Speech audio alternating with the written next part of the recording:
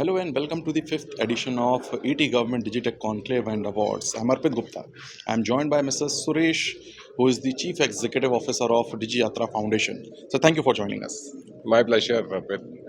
I would like to understand how Digi Yatra Foundation is leveraging AI and facial recognition technology, and what are some of the future initiatives on the anvil.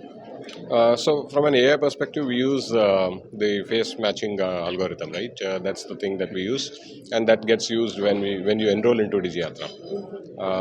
When talking about future plans, if you really look at Digiyatra, right? I mean, we have done the heavy lifting of creating the verifiable credential, storing it in your phone, right? Now, this credential could be used for air travel. It could be used for many other purposes, which is what we feel should be the ideal approach.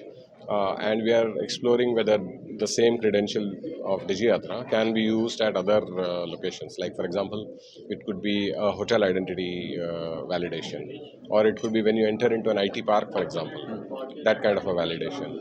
In a completely privacy preserving manner, your identity will get validated vis-a-vis the manual process where there is a chance of your ID data, personally identifiable information getting leaked, right? So from that perspective, we feel it's a logical progression. We are working with various authorities, talking to them and discussing to see how it can be made, how it can go live, basically. So there are a lot of talk about digital personal data protection. So how are you ensuring the privacy of data of your consumers and passengers? Yeah. So we are built, our ecosystem is built on the fundamental tenet of privacy by design. And we do not store any of the personally identifiable information in any central location, right? There is no central repository where your personally identifiable information will be stored. That is one which is mitigating the risk of data loss, theft, leakage, and pilferage in one shot.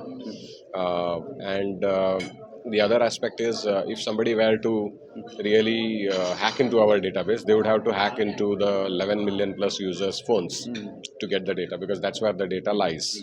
The other aspect is when the user shares the credentials to an airport to travel, within 24 hours of the travel or within 24 hours of the scheduled time of departure, this data gets purged from the airport also. And we continue to do regular audit and stuff like that. And the whole data sharing, data storage, data in transit, everything is encrypted. So I think from that perspective, we are ready for DPDPA. Since inception, how has been your journey so far, and what do you consider as your biggest achievement? I think the biggest achievement credit goes to all the Digiyatris, right? From 2022, December 1st, when we launched three airports, to now, almost 2 years, right? Reaching almost 12 million now.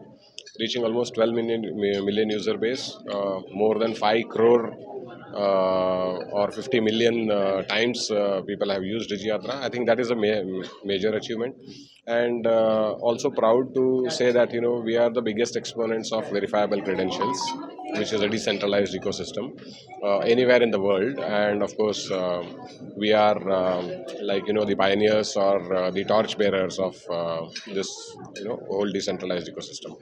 Thank you, Mr. Suresh Khadakbhavi, CEO of Digi Yatra Foundation, for talking to ET Government. Stay tuned for more such updates from ET Government Digitech Conclave and Awards 2025 New Delhi. Thank you so much.